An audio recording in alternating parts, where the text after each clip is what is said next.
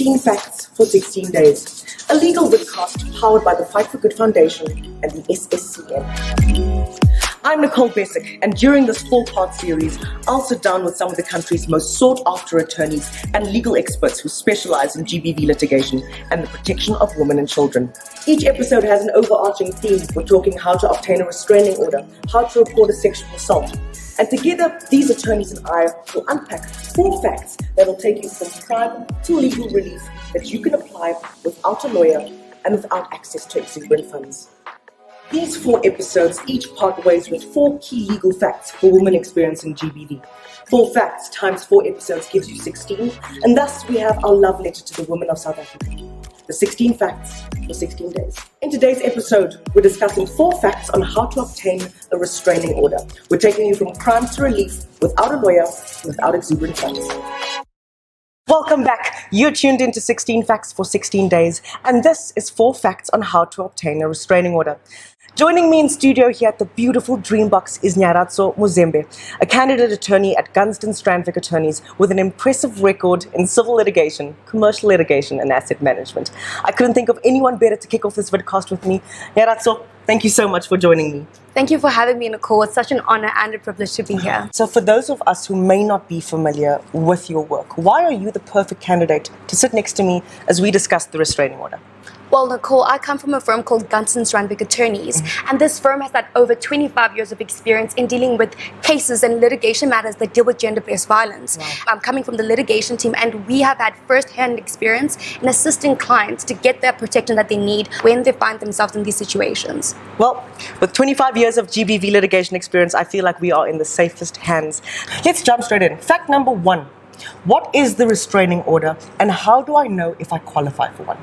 Well, firstly, Nicole, legally we refer to them as protection orders, right, but most people know them as restraining orders. And essentially what it is, it's when the court issues an order against the perpetrator. And when I say perpetrator, it's someone that you have a domestic relationship with. So we're talking specifically about domestic relationships. Exactly. So it's a domestic relationship that you have with this person, and the order is to stop them from abusing you. And how we quantify what is this abuse and what is this violence, right, it can be anything from physical violence, emotional, sexual, and even financial violence. People don't usually know that. So it's basically to ensure that certain constraints are put on this perpetrator to stop them from abusing you. So very simply put, a restraining order or a protection order is that action which stops the perpetrator from the abuse. Those who qualify are those who are abused sexually, financially, physically, or emotionally. Exactly. Great, got it. So now that I've established that I qualify for a protection order, number 2, how do I report it? Well, Nicole, you can report it at a local police station that's closest to you. Make it convenient for yourself. So let's say if you just experienced physical violence, then go to the police station that's closest to you and provide some sort of evidence of the violence against you. For example, if you're a victim of sexual violence, if you can keep the clothes that you were wearing when this incident happened and go to the police station, they have the correct equipment to be able to gather the evidence that you will need. When you go there, you have the option to either lay a criminal charge. You don't have to do that, but you can. But they will report this as a domestic violence incident. Once you've done those 2 things, the police will now read out your rights to you according to the Domestic Violence Act.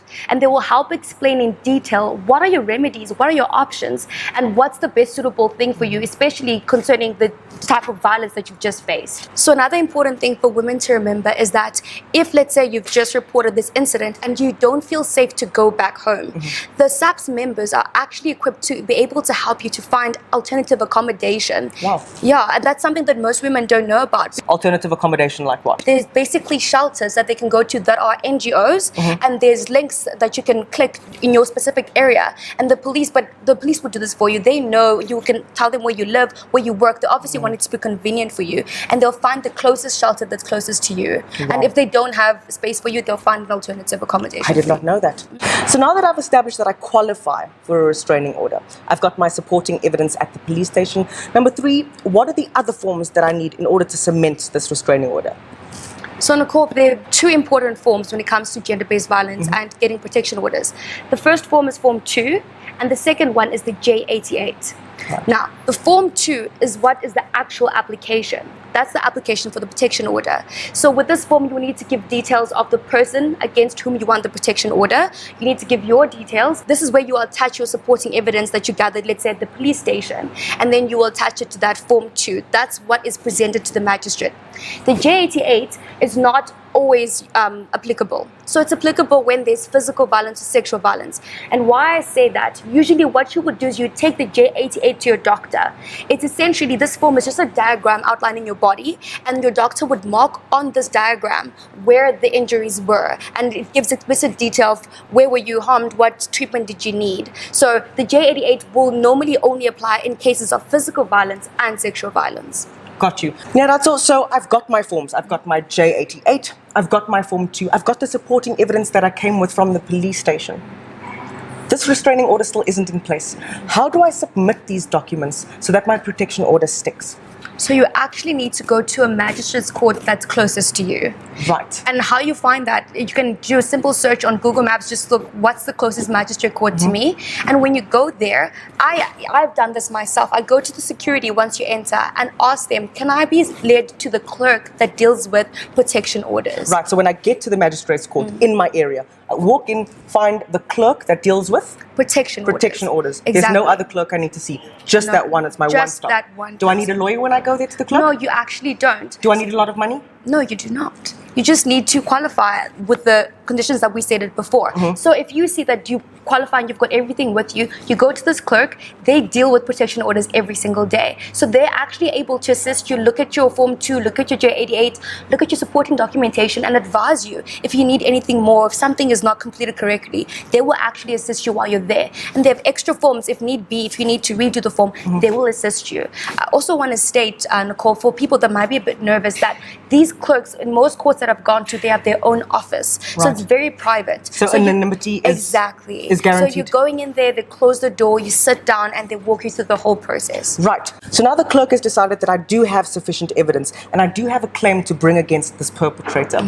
How long before this restraining order comes to pass? So the clerk actually is the one that takes it to the magistrate, and the magistrate is the one that decides whether you're going to have it granted or not. I would say typically can take about 2 weeks, but what we've seen, especially with COVID, sometimes these timelines can be extended. Right. But they want to get the order to you as soon as possible. So I would say, to be safe, give yourself a 2-week time frame. Perfect. That was so insightful. And there you have it. Those were 4 facts on how to obtain an interim protection order here on 16 Facts for 16 Days. Thank you so much, candidate attorney, for everything you're doing in the war against GBV and, of course, for being with us here today.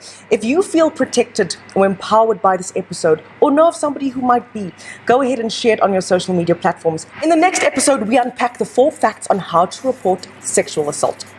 Until then, I'm Nicole Bessick, and this was 16 Facts for 16 Days, powered by the Fight for Good Foundation and the SSCN.